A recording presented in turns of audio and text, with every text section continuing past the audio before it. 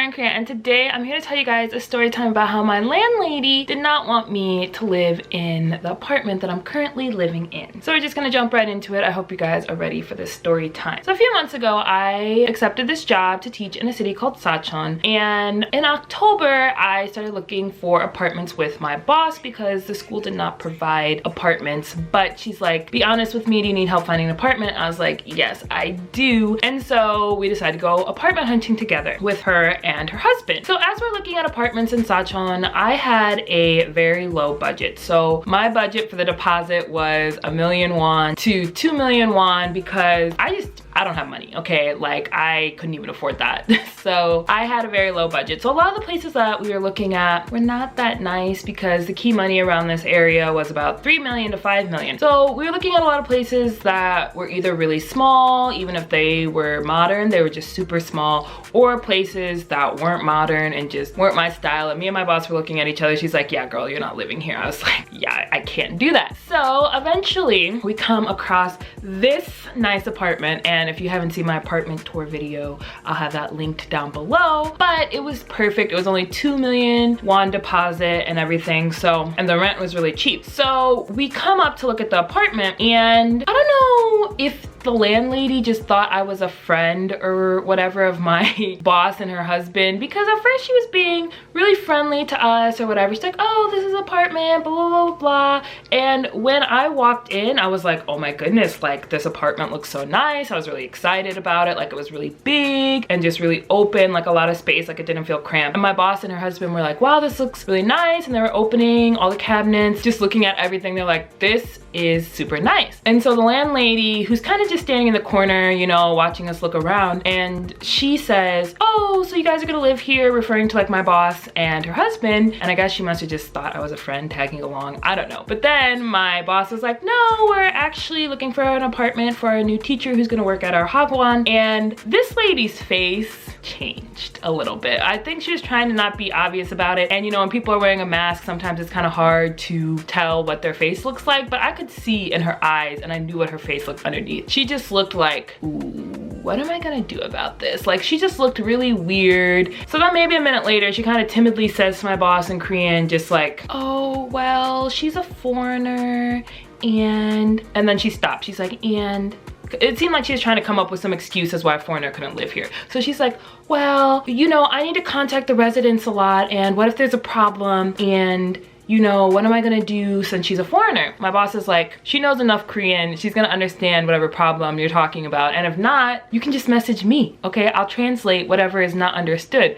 And she's just like, okay, like, oh, kind of like, dang, like, I should have thought of a better excuse. But anyway, we liked the apartment. We told her, okay, we're gonna let you know after a little discussion if we want the apartment or not, and we'll get back to you. So we left the apartment. We went to get lunch, and we're discussing all the apartments and options. I was like, yeah, that's the apartment I want. That apartment was super nice. So my boss decides to call her. This is maybe like a couple hours after we had seen the apartment, and she has her number on the apartment building, say call, there's empty spaces or whatever. So you'd think she'd be answering her phone, but you know, maybe she's busy. So my boss is calling her a bunch, like, then she waited a little bit, called her again, waited a little bit, called again, she's not answering. So then my boss is like, why don't you just go back to your city and I'll message her and I'll let you know what she says. So she sends her a text message like, oh, we're the people who saw the apartment earlier and we really want that apartment. She messages back being like, oh, actually somebody else just came and saw the apartment and they wanted it right away. So I gave them the apartment and they already put down the deposit. And my boss is like, okay. And so she tells me, and I'm kind of upset because I was like, oh, I really wanted that apartment. I don't know if I'm gonna be able to find anything else nice. My boss was like, don't worry, we still have some time. We'll keep looking for an apartment that's nice for you. So a few weeks go by. My boss is looking for an apartment. She's not finding anything that she really likes for me. And so the last weekend before I'm supposed to come down and teach, she's like, hey, do you want to come down to Sachon and look at apartments with us one more time, since today's the day we have to pick out an apartment? And I was like, okay, yeah, I'll be down there. So I come down here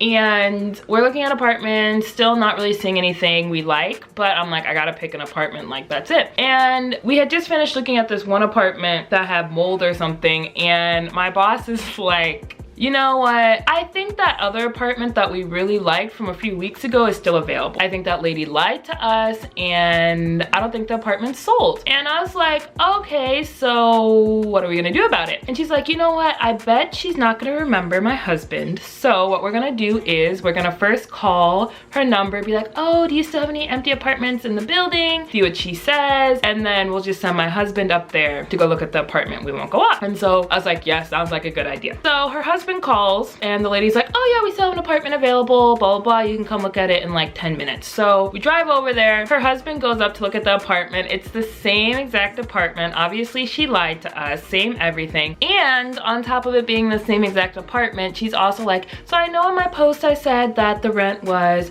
280 million won, but you know, actually for you, I'm gonna give it to you for 250 million won. And so my boss's husband's like, yes, I'll take it. I'm ready to sign the contract. I'll send the deposit, all of that. So my boss's husband comes downstairs and he starts laughing and he's like, yeah, it's the same exact apartment. We got the apartment though, blah, blah, blah, blah, blah. She didn't recognize me. And I was like, that's so funny actually. And me and my boss were like, we don't want to rent from somebody who lied to us, but that was the nicest apartment that they had, like that I could get for my budget. And I was like, I have to have that apartment. So a few days later, the landlady contacts my boss's husband. You know, his name is on the contract now. He paid the deposit, whatever. And she's like, so is it gonna be you who's living here? Or can you give me the information of the person who's gonna be living here? Like I need that information, like their ID or whatever. And so he sends back my name and everything. And she's like, oh, you're the people who looked at it before. And he's like, yep, that was my wife and me and the teacher. And so he said that she sounded a little bit like disappointed that it was gonna be me living there, but at that point it was too late. And she kind of tried to explain it like to him, like they then had a phone call. She tried to explain to him like, oh, it wasn't that, you know, I didn't want like a foreigner living there or that I have a problem with foreigners, but the problem was I just, you know, if a foreigner puts their name on the contract and then what if they just leave suddenly and I'm left with all their furniture and you never know what's gonna happen. And I'm sitting here thinking like, I get that people do midnight runs and whatnot, but like that's what deposits are for. Like if I did a midnight run, I'm losing out on $2,000, right? So it didn't make sense. And also foreigners have their names on housing contracts in Korea all the time. So I was just like, okay, whatever. But anyway, she tried to explain it that way. So the day it's time for me to move comes and I get a moving guy with like a giant moving truck to move all my stuff. And I have my old roommate, Grace. She's coming to help me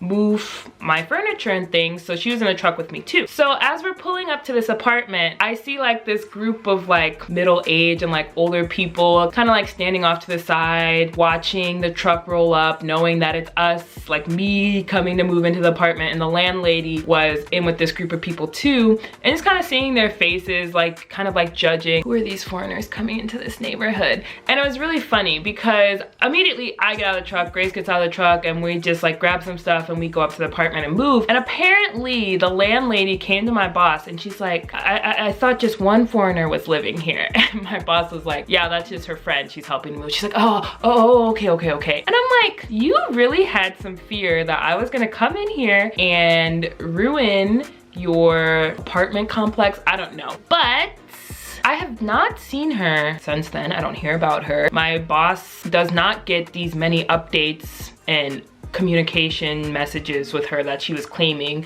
you know, like that she sends to all the residents all the time. Like, so whatever. I'm happy to be living here. I don't have to actually see my landlady. So I got the apartment I wanted, and sorry that you have a foreigner living in your apartment building, but LOL, I don't care. But anyway, thank you guys for watching so much. If you're not subscribed to my channel, make sure to go ahead and do that now. Make sure to give this video a like, and I'll see you guys later. Bye.